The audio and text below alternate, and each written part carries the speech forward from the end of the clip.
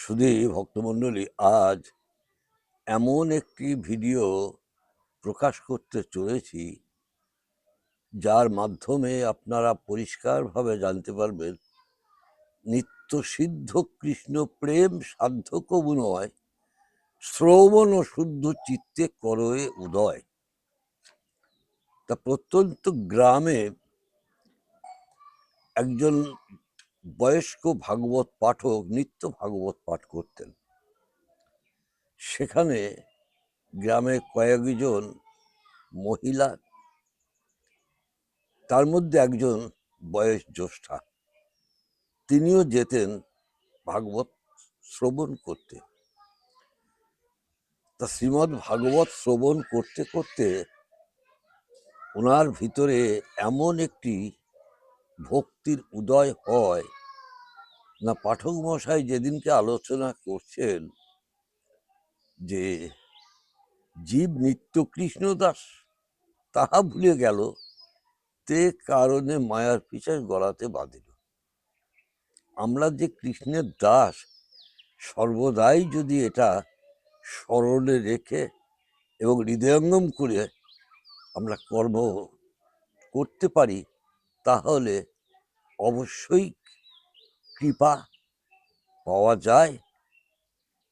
তাই তিনি এই বিষয়টি যখন আস্বাদন করেছিলেন, তখন সেই বুড়িমা একটি সংকল্প করলেন যে আমি তো ভেবেছিলাম এতদিন আমি একা, এখন তো দেখছি আমি তো একা নই। তাই উনি কি করলেন, একটি মাটির গোপাল বাড়িতে প্রতিষ্ঠা করলেন। তা বুড়ি, ওনার কর্ম হচ্ছে মাঠে মাঠে গোবর কুড়ালো, সেই গোবর থেকে ঘষি তৈরি করে গ্রামে বিক্রি করলেন, তাই দিয়ে তার পেট চলে এবং নিত্য গোপালের সেবা শুরু করলেন। কেমন, যার নাম হলো অচলা ভক্তি। উনি প্রভাতে উঠেই হাত মুখ না ধুয়ে, কাপড় না ছেড়েই উনি কি করতেন, গোপালের জন্য অন্ন বসিয়ে দিতেন। এবং অন্ন বসানোর পর যখন সেই তন্ডুল পাক হয়ে অন্ন যখন হয়ে গেল, তখন উনি কি করতেন, সুন্দর একটি পাত্রে গোপালকে দিয়ে গোপালের সামনে নিয়ে বলতেন, নাও সেবা নাও। গোপাল নিত্য সেবা নিতেন এইভাবেই। এখন সেই গ্রামে একজন ব্রাহ্মণী কোনো এক কারণবশত সেই অচলার কাছে এসেছেন। অচলা সকালবেলায় উঠি তার তো নিত্য যে কর্ম, সেই কর্মটি করতেন। অচলা যখন সেই হাঁড়িটি ধুয়ে জল দিয়ে তন্ডুল দিতে যাবেন, সেই সময় সেই ব্রাহ্মণী জিজ্ঞাসা করছে, তুই কি করছিস? বলো, কেন, আমি গোপালের জন্য সেবার ব্যবস্থা করছি। সঙ্গে সঙ্গে সেই ব্রাহ্মণী বলে উঠলেন, তুই কেমন মেয়ে, না মুখ ধুলি না, স্নান করলি না, এইভাবে কেউ গোপালের সেবা দেয়? উনি আর সেটা প্রকাশ করলেন না যে উনি যে সেবা দেয় আর গোপাল যে নিত্য সেবা নেয়, সে কথা উনি আর বললেন না। সরল মানুষ বলল, তাই তো, তাহলে বোধহয় আমার অন্যায় হয়। ঠিক আছে, উনি সেই হাঁড়ি জলটা ফেলে দিলেন, ফেলে দিয়ে নিজে স্নান করলেন, কাপড় চোপড় কাচলেন, কেচে নতুন করে আবার গোপালের জন্য পরিপাক করে গোপালকে সেবা দিতে গেলেন। গিয়ে দেখছেন গোপাল পিছন ফিরে বসে আছে। কি ব্যাপার? গোপাল গোপাল সারাও দেয় না, গোপাল ঘরেও না। তোর কি হয়েছে বাবা? আজ তোর কি হয়েছে? গোপাল কোনো কথা বলে না। গোপাল যখন কথা বলছে না এবং ঘুরছেও না, তখন সেই বুড়ি কি করলেন, বলছেন, গোপাল রে, আমার যদি কোন ভুল হয়, আমার তো ভুল হতে পারে, তা তুই আমায় ক্ষমা কর। তখন গোপাল সে পিছনেই ফিরে আছে, বলছে, শোনো মা,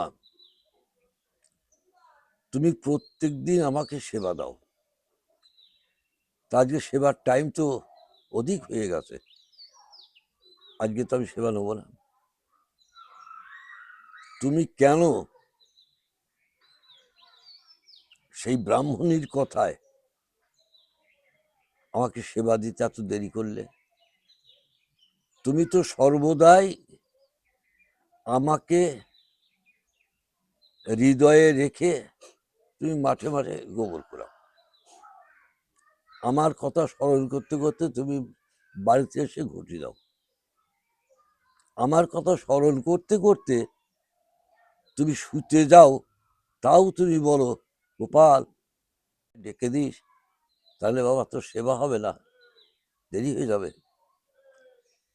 তাহলে এতটা শুদ্ধ ভক্তি যার, এতটা শুদ্ধ ভক্তি যার, তার ওই সমস্ত লোক দেখানো আচারের তো কোনো প্রয়োজন নেই। কেন ওই নিয়মে আর ওই আচারে আমাকে পাওয়া যায় না মাগো? শুদ্ধ ভক্তিতে তুমি আমাকে যেভাবে সেবা দাও, সেই সেবা থেকে তুমি আজ আমাকে বঞ্চিত করেছ। আমি উপবাস যাব, তুমি উপবাস যাও, তাহলে কি হবে মা? তোমার ভিতর একটা ভক্তি উদয় হয়েছিল, ভাগবত পাঠকের কাছ থেকে ভাগবত পাঠ শ্রবণ করে এসে তুমি আমাকে প্রতিষ্ঠিত করলে, সেই থেকে একইভাবে তুমিও প্রসাদ দিচ্ছ, আমি প্রসাদ পাচ্ছি, তুমিও প্রসাদ পাও। আজ যেহেতু ব্যতিক্রম হয়েছে, অতএব আজকে তুমিও উপবাস যাও, আমিও উপবাস যাব। তা বলছি, বাবা আমি না হয় উপবাস যাব, তুই তো দুধের বালক। দেখুন বাৎসল্যময়ী মার ভাব, তুই তো দুধের বালক বাবা, তুই কি করে থাকবি? তোর যে কষ্ট হবে, আর তোর কষ্ট হলে যে আমি তো সইতে পারবো না, তা আজকের মতো তুই আমাকে মাপ দে। তা বলছে, না মা, এটা হয় না। তার কারণ একদিন এই কথা প্রকাশ হবে, তোমার মধ্য দিয়ে এই ভক্তি এই জগতে এমন ভাবে প্রকাশিত হবে, সেই দিন এই জগৎবাসী জানতে পারবে যে নিত্য প্রভু নয়, শ্রবণ শুদ্ধ চিত্তে করো এ উদয়। তুমি যে শুদ্ধ চিত্তে সেই ভাগবত পাঠক মহাশয়ের যে বিষয়টি শ্রবণ করে আস্বাদন করে আমাকে প্রতিষ্ঠিত করে নিত্য যে আমার সেবার ব্যবস্থা করেছ, তার যখন ব্যতিক্রম হয়নি, আজকে যখন ব্যতিক্রম হয়েছে, এই দৃষ্টান্তই এই জগতের বুকে থাকবে। নিতাই গৌর হরি বল, নিতাই গৌর হরি বল, নিতাই গৌর হরি।